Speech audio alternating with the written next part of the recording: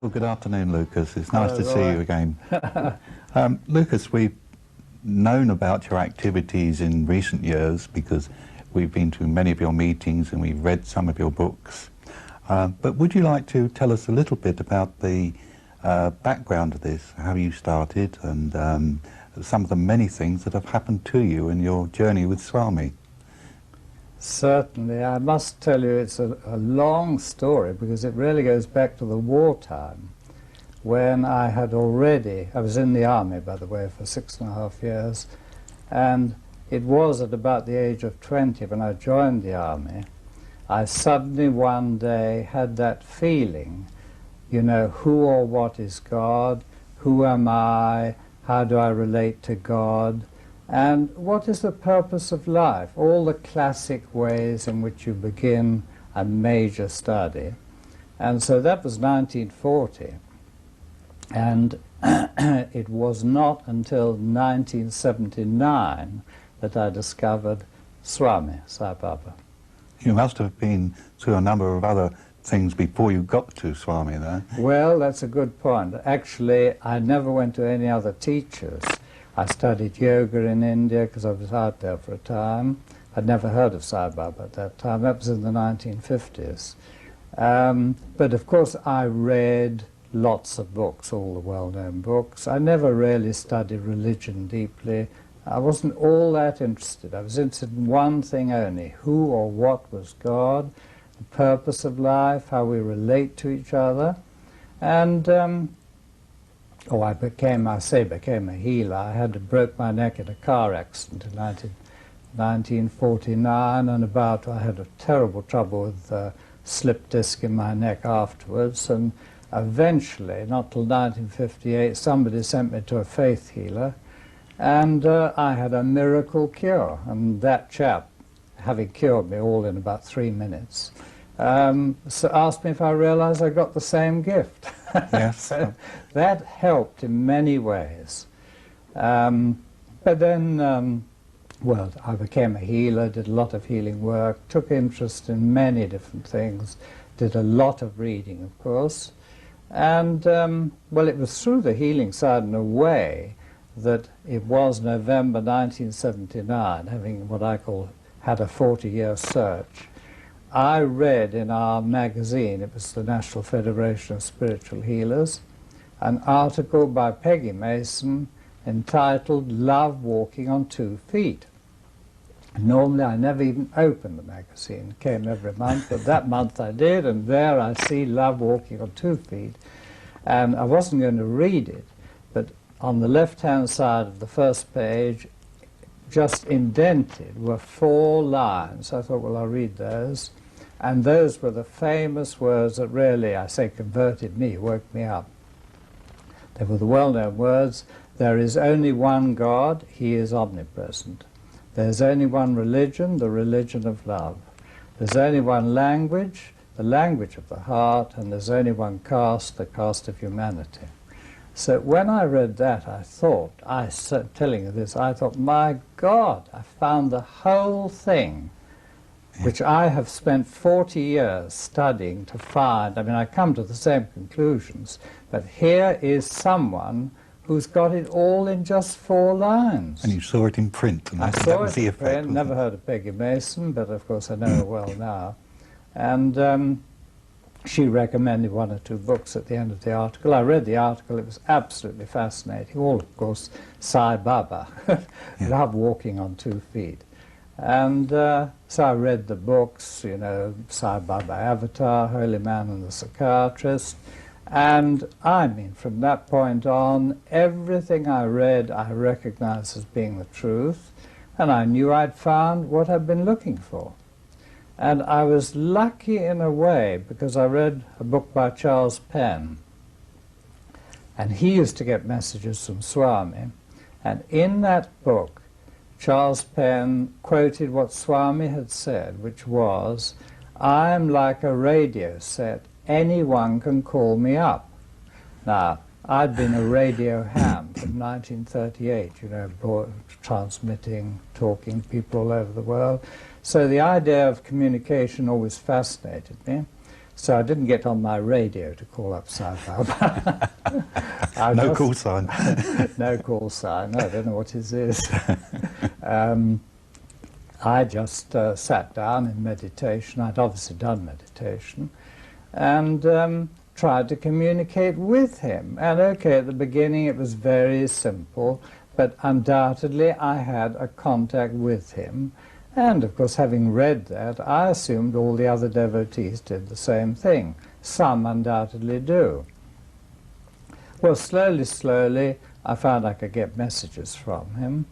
And I suppose, well, one thing was, I mean, I was so over the moon about having discovered him that I thought, right, I'm going out to India. I've been to India before, but not to see him, to find this amazing holy man. And of course, the next message I got was, not now, later. So I was told no. And then that summer of 1980, I was in Greece on holiday, on one of the Greek islands, and I remember the date, 13th of August 1980. I got a very short message from Swami, and he simply said, I will speak to you in Bombay. Well, that was rather surprising. I didn't know it then, that Swami, you know, probably if he spends 5 days in a whole year in Bombay, it's the maximum. And in any case, I wrote it down. And, well then, Jean and I decided to go out early in 1981. We left on New Year's Day, 1981. We flew out to Bombay, down to Bangalore, where Swami wasn't actually there, but we went to Whitefield. I already had a good communication with him then, and he was at a party, and he said it clearly in the message, stay where you are, because in 2 or 3 days he's coming. So we stayed there, and sure enough, in 2 or 3 days, Swami came. And, well, we had some incredible experiences there. We didn't get an interview there. Of course, he'd said he'd speak to us in Bombay, so I suppose we weren't meant to. But, I mean, he did actually speak to us. We were with a friend. We were a group of 6. And, you know, he said a few words to us, and because the chap who was looking after us, very nice Indian friend, was trying to sort of promote us like a little group, yeah. On the very first day, because we'd been taken not right in the darshan line, outside it, so that Swami would see us. Swami, after darshan, walked up towards us. We all felt, well, I say it's amazing what we felt. Some people just burst into tears. And Swami pointed at this chap who was our sort of, you know, the Indian friend, and he said, no introductions and no recommendations. So that was our introduction to Swami. And it was so funny. But fun enough, the feeling one got, not just myself, Jean, the others, well, Vera, a great friend of ours, was there. I mean, 2 of them at least just burst into tears, not because of what he said, but just this incredible feeling probably of love, the vibrations. It was an extraordinary experience. Well, then we stayed on there for a couple of weeks and darshan every day and so on. And then Swami went off to Madras. Again, I got a message saying that from Madras, well, I think we knew maybe from Madras he would be going on to Bombay. He said, go to Bombay and wait, and I don't know whether he said he'd see us again or not. But so we went off to Bombay, we waited. After 2 or 3 days, Swami came, and we had some very special sort of, we were in the ordinary darshan area there, but, you know, one or two amazing things happened. I mean, it had happened at Whitefield too, where from some distance away, and you know he's looking at you, he not only looks at you, he stands absolutely still, staring at you, and you know he's looking right through you. He doesn't have to do it, but I mean he did it. And what exactly happens, I don't know. That happened in Whitefield, and it happened in Bombay. And then he was only there for about 3 or 4 days, and on the Saturday, when he was leaving in the afternoon, and of course we hadn't had an interview, as he walked back towards where his house is, up on the hill there, you know, the Dharmakshetra, Vera, who is Croatian, who's a great friend and very outgoing, as Swami walked past, she shouted at him, "Swami, Swami, interview, interview." And he stopped and he looked and said, "What? Who? How many?" And of course, by this time there were only four of us, three ladies, Jean, Vera, one other lady, and myself. And I was right the other side with the men. And I didn't know this had happened, of course. I see we've got a visitor here. So in any case, we got the interview. We went up there, and in the Dharmakshetra up on the top of the hill there, as we walked in, Swami was waiting, and he said, well, the first thing he said to me was, "What do you want?" And, of course, I knew it's no good saying I want a new Rolls Royce or this or that. So I said, "Swami, all I want is your grace."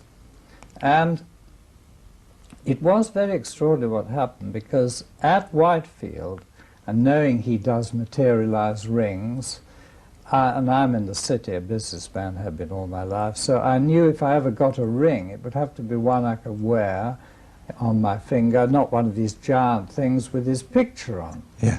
And I'd seen 4 Italians there with rings exactly like this silver one here. So, I mean, I just thought if I ever got a ring, I'd love to have one like that. So when he said, "What do you want?" I answered, he just waved his hand like that, and here is the ring that I got in Bombay. And then he called us in the interview room, the 4 of us, private room, and we had, I suppose, in my language, probably the best interview, the most interesting interview ever. That was the very first one. It was so relaxed. You would think time didn't exist. He was in no hurry. He was prepared to play. One of the ladies with us, who's now dead, she had family photographs. Swami was quite happy to look at the photographs, talk about the people. We were in there for half an hour, and there were so many people in Bombay, and I was thinking, so, you know, I mean, we're overdoing it, but of course he's in charge, not us. Then something also rather interesting happened. He just got up after about half an hour and walked out through another door at the back. He didn't tell us to go, so we just sat there on the floor and around his footstool, just waiting, not quite knowing what we were meant to do. And one interesting thing was, quite by chance, we put our hands on this footstool, and when I say it was red hot, the heat coming out of that stool where his feet had been was unbelievable, and we could all feel it. So we stayed there for about a quarter of an hour, 20 minutes. Nobody else came in, and then Swami comes back again with quite a few people following him. And he said, "What, still here?" And then he gets all a joke. And then I remember, only time I ever did that, he was so sweet with us. I asked him if I could kiss his hand, you know, rather like the Greeks do, and I have Greek origin. So he held out his hand, and I kissed his hand. I mean, to me, it just was something I felt I wanted to do. And then off we went, and of course we were absolutely over the moon. He went off that afternoon back to, I don't know, Whitefield, I expect, and we caught the plane that night and came back to London. So what he had said, "I will speak to you in Bombay," was more than confirmed. And even then, although I got so many messages from him, and they couldn't be from anybody else, a lot of them were very spiritual messages, and I used to make copies of them, let other people see them, and they started circulating. And, well, it is a fact. Of course, all sorts of problems arose from that, because people said, "That's nothing to do with Swami. Swami has said, I communicate direct with my devotees, not through intermediaries," all the rest of it. Okay, I have to accept that. All I know is the messages were coming from him.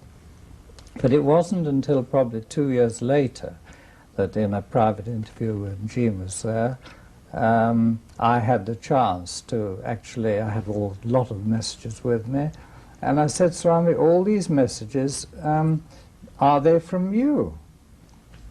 And he said, where do you think they come from, the sky?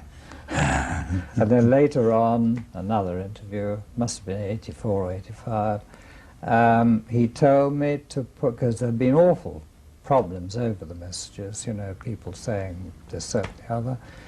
In any case, he told me, put all the messages into a book, and he said, speak to Kasturi, he'll help you to find a title.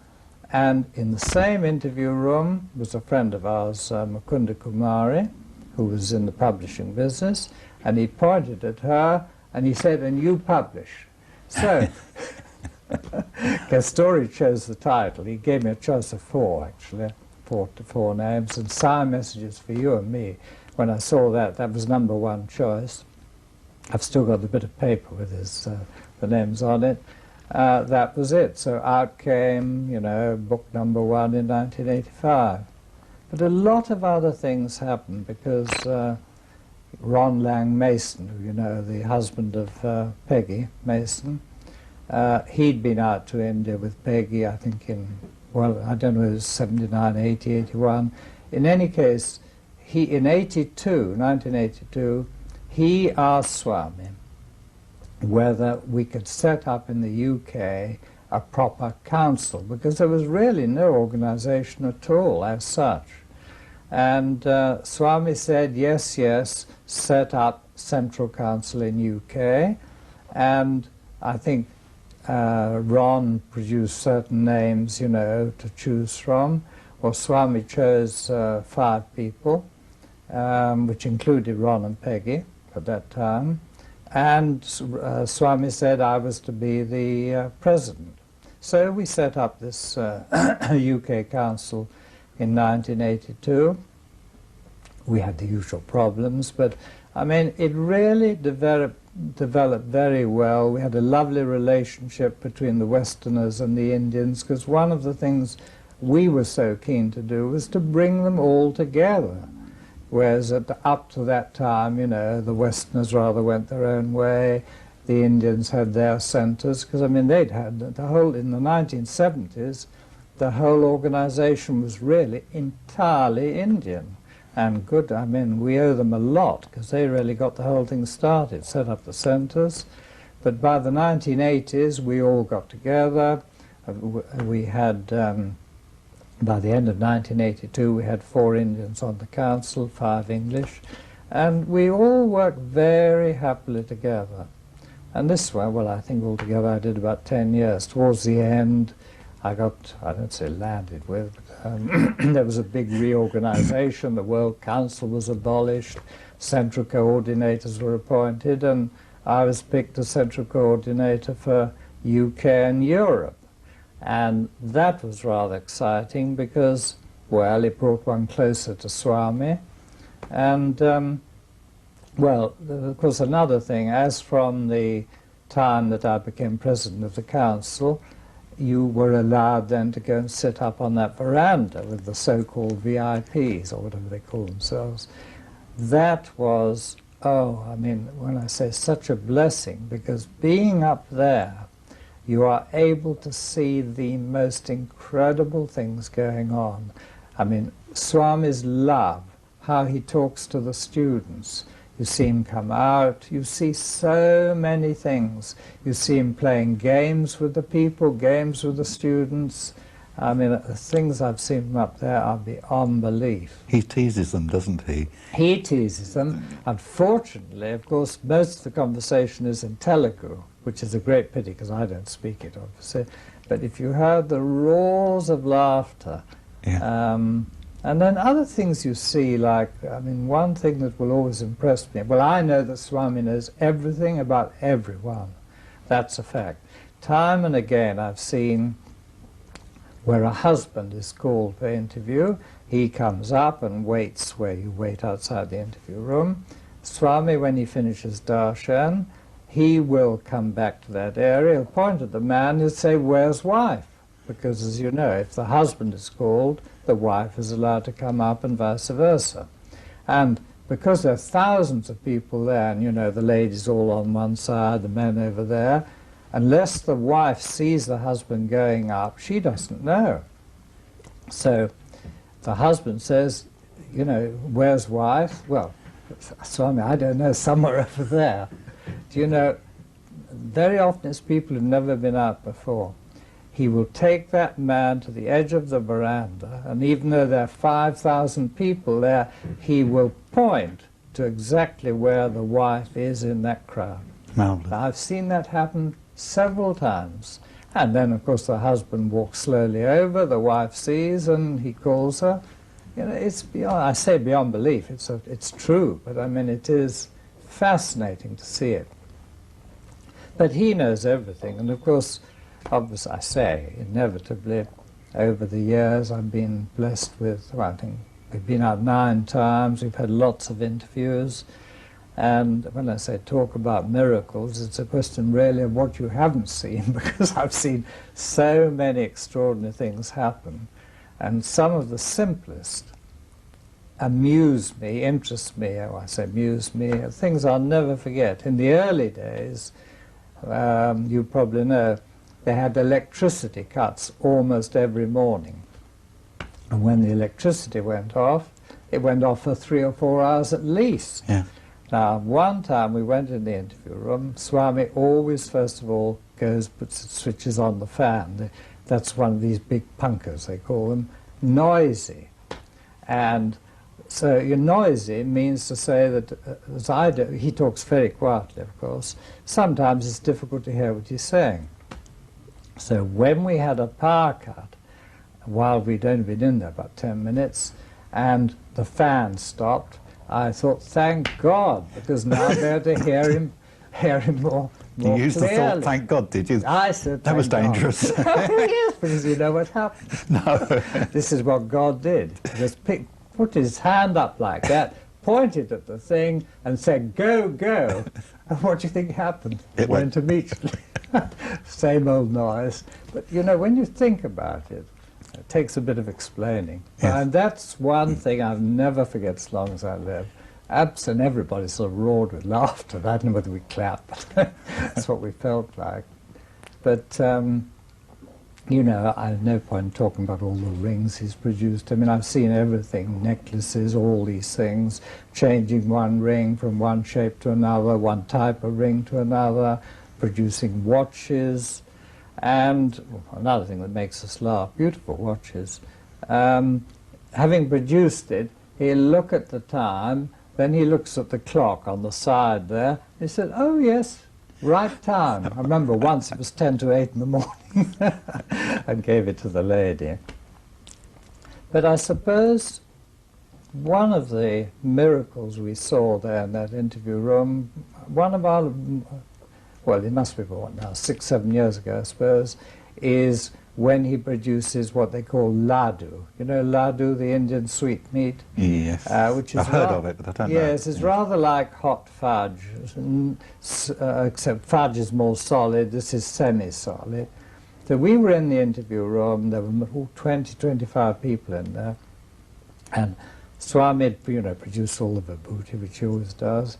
Then he called up a little Indian girl, told her to cup her hands like that, and then he simply held his hand like that over her hands, and from his hand just poured down this laddu. It's light-coloured stuff, enough to completely fill her hands. And not only fill her hands, it started dropping over, you know, he didn't quite switch off soon enough. So it started dropping off onto the floor. We people who were all around, we were picking it up off the floor because it was absolutely delicious. Needless to say, afterwards it was handed round. There was enough for 25 people. And that laddu was still warm, as though it had come, you know, just out of the oven. Not hot, but warm, just as you would love to have it. Yes. Well, that was very impressive. I mean, I've never had any doubts about the miracles, that they are genuine. I mean, there's not an element of any, no doubt of any sort to me. But, you know, people say, oh, up his sleeve, down his sleeve from here. But, I mean, when you see this going on, just coming out like this, dropping down into her hands. I mean, it couldn't be more clear. It was other times before he does some of the miracles, because he knows that people there don't, you know, suspect.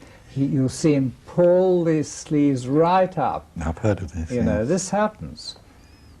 But I mean, I've seen so many things. But as I say, another interesting thing, a story which I'll never forget. This was a Whitefield. We had a great friend in Canada, Dr. Singh. He ran the Canadian organization. And he was out there. Jean and I were staying in a hotel in Bangalore. We went out every day for darshan by taxi. Dr. Singh, he was living out of Whitefield, or, you know, not in Bangalore. And one day he said, would I give him a lift back into Bangalore because he had some business to do, and then bring him back in the afternoon. And so I did that. On the way back, because he's interested in business, and the story of our firm, a family firm, which goes back to the 1820s, is quite interesting. And he was very interested. So as we drove out in the afternoon, and Jean didn't come in the afternoon, he wanted me to tell him the whole story about the old Ralli brothers, which incidentally had branches all over India in the old days. And he was really interested. So I told him some very interesting stories, things that had happened. But I talked non-stop, and I was exhausted by the time we got to Whitefield, but he insisted on, he was so interested in the story.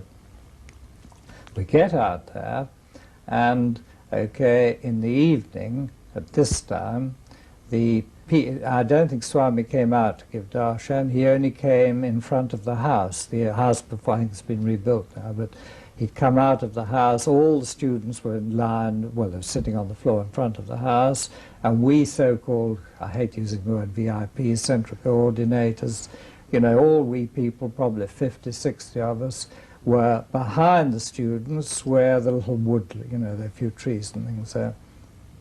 And we just stood there. And needless to say, from the moment we arrived, the moment we went through the gate, all conversation stopped. I never said a single word to anybody. And so I was standing there. Swami came out of the house, and, I mean, he talked to different students. Then there was one student, Swami was there. That particular student was between Swami and me, and it was all in Telugu. But Swami was clearly giving him a rocket, as we say, telling him off for what? I have no idea. And he looked quite serious, Swami, you know, he can put on any face. And having told this chap off, he then lifted his finger up at me, pointed directly at me, and there's nobody all that close to me, and he said, "And you too, too much talking." I thought, that's very unfair. I thought, because funnily enough, these so-called VIPs, you know, some of the people who are there, been there for years, I mean, even though you're not meant to talk, they chat away. Yeah. I, of course, being a relative newcomer, I kept totally silent. So I thought, to pick me out and say, too much talking. But I can tell you, the penny dropped very quickly. Swami was aware of the whole of the episode of what had happened in that taxi driving out to Whitefield, where I had talked non-stop for half an hour, and probably a bit of an ego trip with it, you know, all the amazing things that had happened, we had done and so on.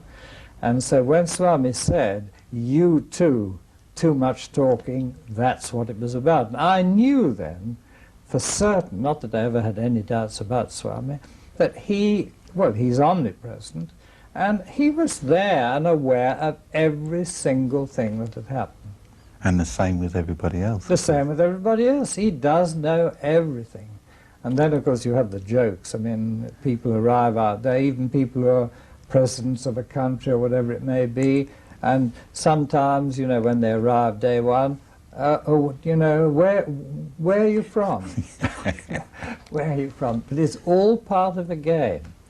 And you find out, of course, as time goes on, that not only he knows everything about you, I think he knows all about your previous lives, he knows about all your children, he knows absolutely everything about everything. And I mean, evidence of that is absolutely overwhelming. But I mean, one thing I feel I must say, what appealed to me so much was, at last in 1979, I had found the teacher, the guru, the holy man, the avatar that I've been looking for all this time. And of course, as I then investigated, what really helped a lot too was to find not only here was, I can use the expression, a holy man, but someone who was not just talking, he was doing. And then you saw the whole of his educational program. Now, I was so impressed with that. The schools, the colleges, the university, not only at Puttaparthi and Presenti, I mean at Whitefield too, and other places. I mean, I was amazed at the extent of the work he had already done. And as we now know today, I mean, his program, the Education in Human Values project, call it what you like, I mean, that is now catching on. I say catching on, I mean, it is being adopted all over the world, and it is the most wonderful program. So not only is he a world teacher, or whatever you want to call it, I mean, he's teaching the truth, another thing that appealed to me, because not that I call myself religious at all, I am a Christian, I obviously knew something about the teachings of Christ, and what did fascinate me was, when I thought about it from time to time, the teachings of Sai Baba today are exactly the same as the teachings of Christ 2,000 years ago, but obviously they would be, because the truth is the truth, it always was the truth, always will be, so he is teaching us the truth.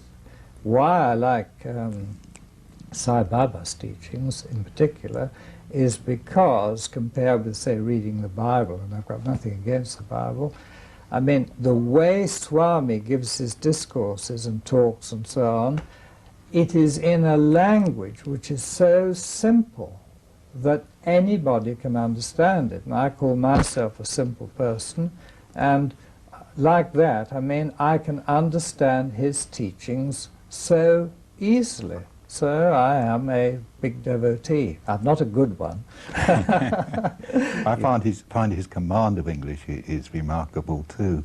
Although he gets people to translate, he has a tremendous command. I know, and he'll correct, even when he talks in Telugu and he has an interpreter, I mean, he'll correct the interpreter if he gets something wrong.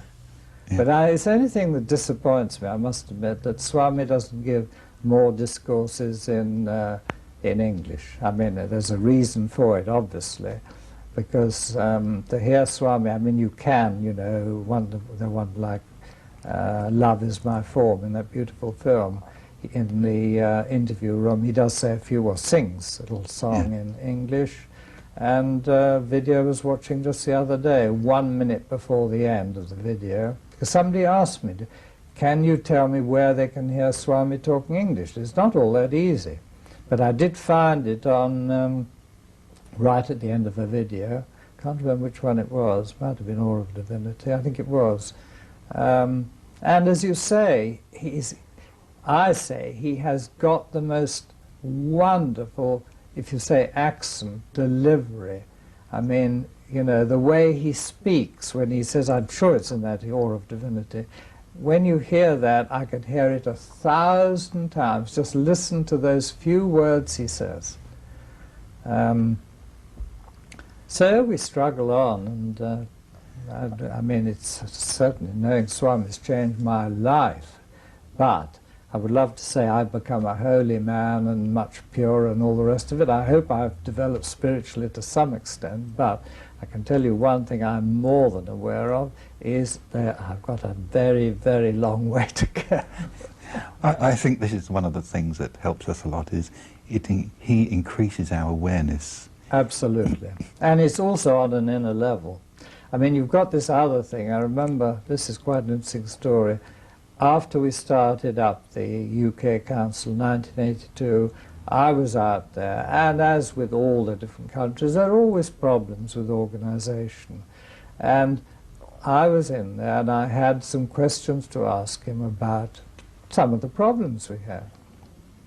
And I'll never forget what he said. He simply said, "Why do you worry so much?" And then he pointed at me, and he said, "I am you, you are me, all one, all God." And then he put his hand on his heart.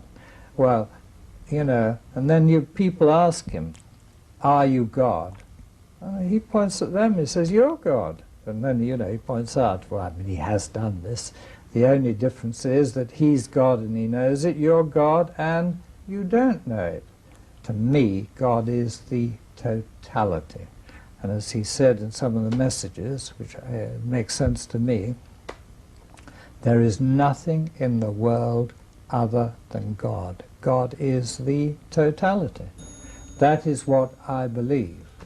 God is love, love is God. You can go on and on and on about the teachings and so on. But to me, this God that one has been looking for is really omnipresent, inside us, as he says, "I reside in your heart."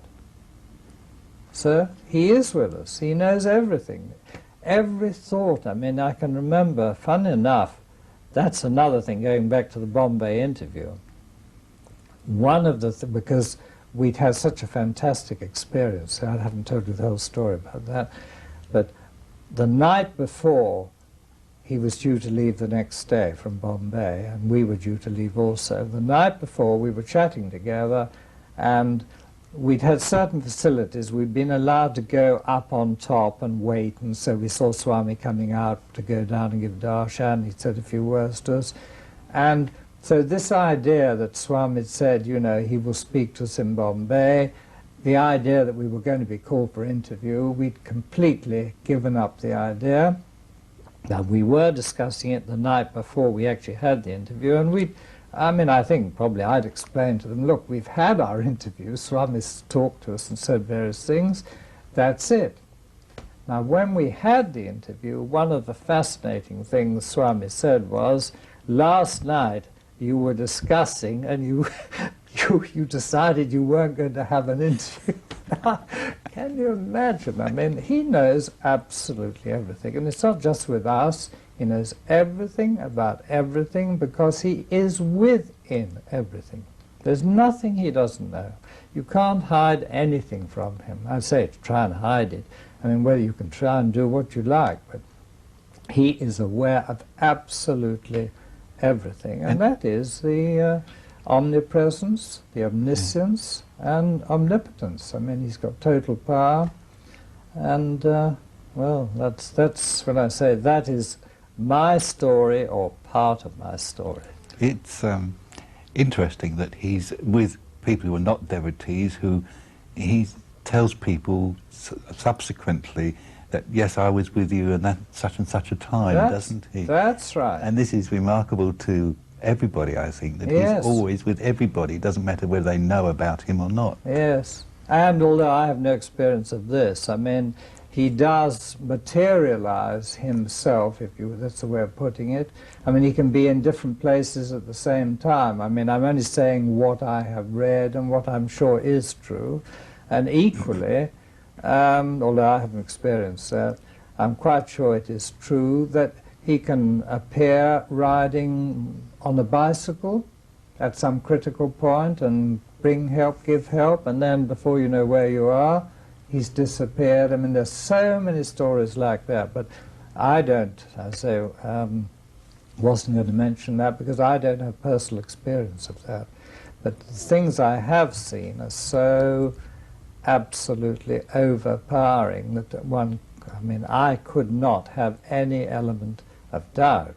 I would agree with what, for instance, Castori said, that even after 40 years of being so close to Swami, he still doesn't or didn't understand him.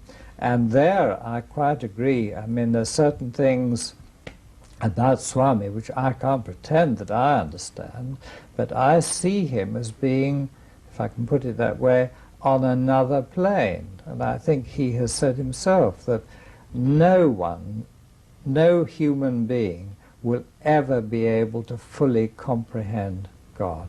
God is really on another plane. And to me, Swami is on another plane. It's all very well for him to say, I am you, you are me, all one, all God. Okay, he says that. And basically, one knows what he means. And equally, a lot of things that go on, I mean, I've often said, you know, we're surprised that Swami allows it. Okay, he's given us all free will. And because he's given us free will, we have used the free will. And that's why we, whether we're in a mess or whatever we're in, we have created ourselves as we are today. If you look at yourself, I look at myself, I can't blame anybody else for my problems. The good side, the bad side, whatever it is, I have created myself as I am today. Yeah. The beginning is God. God creates man in his own image, but gives him free will. It's a joke to say the biggest mistake God ever made was to give us free will. But I mean, you know what I mean. Yeah. In the Sanatharta Sarati, which I read to do a review of each month, it seems as though Swami is stepping up the intensity of his teachings. Do you get that at all? I agree. I'm sure that's correct. I mean, okay, the avatar is here for these 3 incarnations, but, and one could say it's nearly 200 years probably by the time it's finished. That seems in our language a long, long time, but when you think of the state the world is in, I say, what a challenge. Now, Swami could sort the whole thing out now, in one moment, if he wanted to, but that obviously is not his plan. He could literally finish the thing, dissolve the whole thing, start all over again if he wanted to. But this is his plan. I call it the game of God. He chose to do it this way, and it is like a game, so one could only see it. But I agree, there are indications that over the last years, and maybe particularly now, there is a very clear speeding up of what is going on, and which reminds me of another thing he said, which I think is so desperately important for all devotees. Once you discover Swami, and you realize that you are here in the presence of the avatar who has come down onto the earth in human form, do not lose that unique opportunity which we have been given, because some of us take everything for granted. This is a terrible mistake. We have got a unique opportunity at this point of time in this incarnation. We haven't come down by accident either, by the way.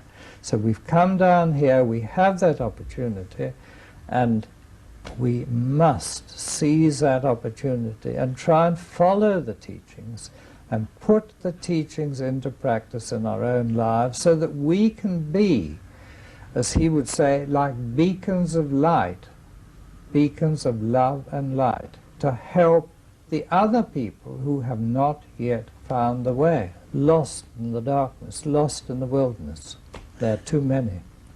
Many people have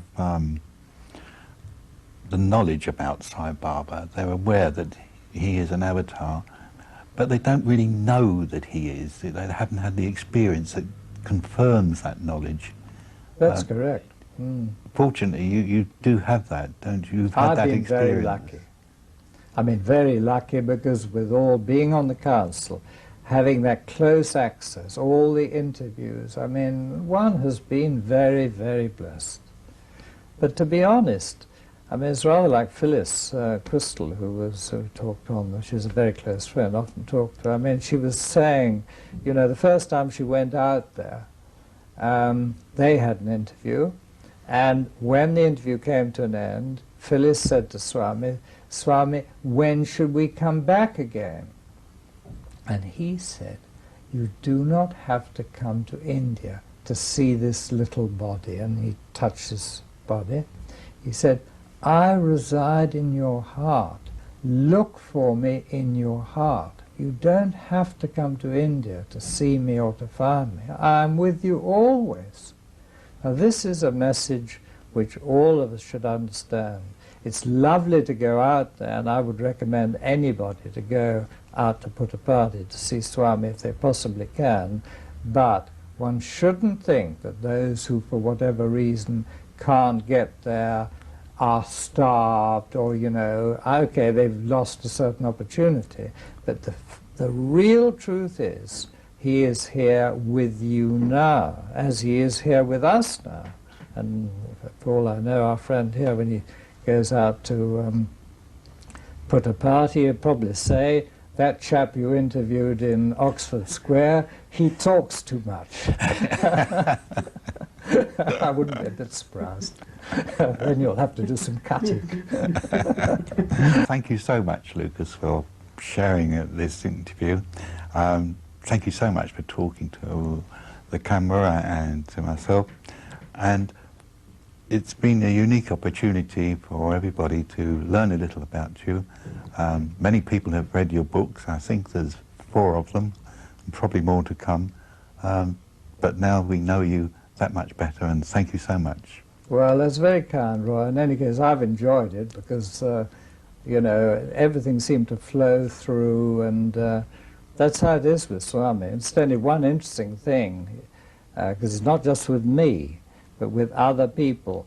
I mean, I was very nervous from the beginning when I had to get up on the platform and maybe talk to an audience of 1,000 people. And I'd learned, fortunately, very quickly, that Swami really talks through you.